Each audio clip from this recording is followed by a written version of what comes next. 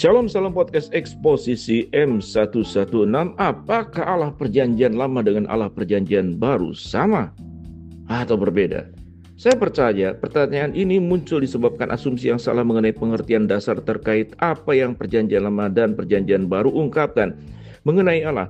Cara lain mengekspresikan pemikiran yang sama ketika seorang mengatakan Allah perjanjian lama atau Allah yang murka, sedangkan Allah perjanjian baru adalah Allah yang mengasihi. Fakta bahwa Alkitab merupakan pernyataan diri Allah secara progresif. Melalui peristiwa-peristiwa sejarah dan cara Allah berhubungan dengan manusia sepanjang sejarah, memungkinkan terjadinya satu salah pengertian terhadap Allah dalam perjanjian lama dan perjanjian baru.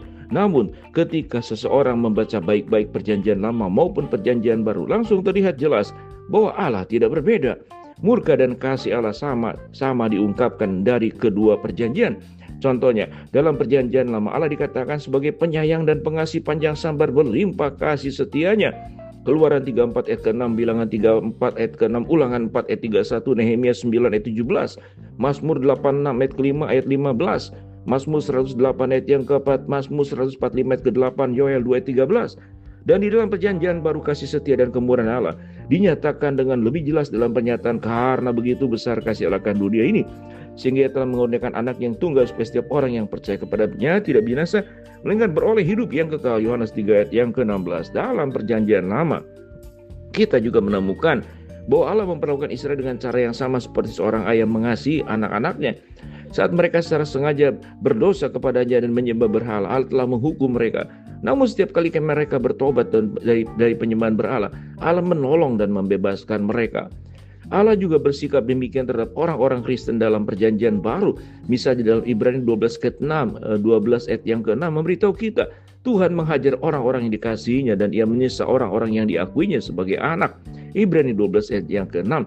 Demikian pula dalam perjanjian lama kita melihat penghakiman dan murka Allah dicurahkan atas orang-orang berdosa yang tidak mau bertobat. Dalam perjanjian baru kita melihat bahwa sebab murka Allah nyata dari sorga atas segala kefasikan dan kelaliman manusia yang menindas kebenaran dan dengan kelaliman. Roma 1 ayat 18. Bahkan perjanjian baru secara sekilas kita melihat dengan jelas bahwa Yesus berbicara lebih banyak mengenai neraka daripada mengenai surga. Jadi jelas, jika Allah dalam perjanjian lama tidak berbeda dengan Allah dalam perjanjian baru berdasarkan naturnya, Allah tidak dapat berubah walaupun di ayat-ayat Alkitab tertentu menekankan aspek tertentu dari natur Allah. Allah sendiri tidak pernah berubah. Ketika seseorang betul-betul membaca dan belajar Alkitab, dinyatakan dengan jelas bahwa Allah dalam perjanjian lama dan perjanjian baru tidak berbeda. Sekalipun Alkitab terdiri dari 66 kitab yang berbeda, ditulis di 3 benua, dalam 3 bahasa, dalam kurun waktu sekitar 1500 tahun oleh 40 penulis dari berbagai latar belakang, Alkitab tetap merupakan satu kesatuan tema dari awal sampai akhir tanpa ada perbedaan. Dalam Alkitab kita menemukan bahwa Allah dengan kasih, kemurahan dan keadilannya memperlakukan orang-orang berdosa dalam berbagai situasi. Alkitab benar-benar surat cinta Allah kepada umat manusia. Kasih Allah kepada ciptaannya khususnya umat manusia dinyatakan dalam Alkitab. Dalam Alkitab kita menemukan Allah dengan kasih dan kemurahannya menarik manusia dalam hubungan khusus dengan dirinya. Bukan karena manusia pantas mendapatkannya, namun karena Allah itu penyayang dan pengasih, panjang sabar dan berlimpah kasih setianya. Kita juga melihat Allah itu suci dan benar. Allah itu adalah hakim bagi semua orang yang tidak taat kepada firman-Nya dan menolak menyembah Dia, yang memilih menyembah Allah yang mereka ciptakan sendiri, menyembah berhala dan ilah-ilah lain yang bukan menyembah Allah yang esa dan sejati. Dalam Roma pasal 1. Karena karakter Allah yang adil dan suci, semua dosa baik dosa masa lalu, sekarang, masa depan harus dihakimi. Namun demikian Allah dengan kasih yang tidak terbatas menyediakan pembayaran bagi dosa. Dengan jalan pendamaian semua orang berdosa dapat terbebas dari murkanya. Kita melihat kebenaran yang indah dalam ayat-ayat seperti 1 Yohanes 4 ayat yang ke-10.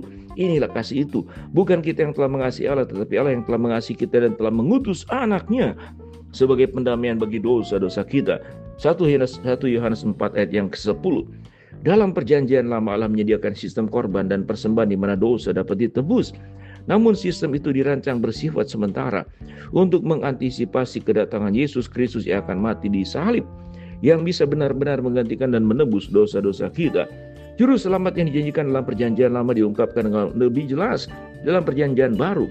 Puncak pernyataan kasih Allah yaitu pengutusan anaknya Yesus Kristus diungkapkan dengan segala kemuliaan. baik perjanjian lama maupun perjanjian baru, diberikan untuk menuntun engkau kepada keselamatan. 2 Timotius 3 yang ke-15. Dan ketika kita mempelajarinya dengan teliti, nyata dengan jelas bahwa Allah dalam perjanjian baru tidak berbeda dengan Allah dalam perjanjian lama. Shalom, salam podcast Eksposisi M116.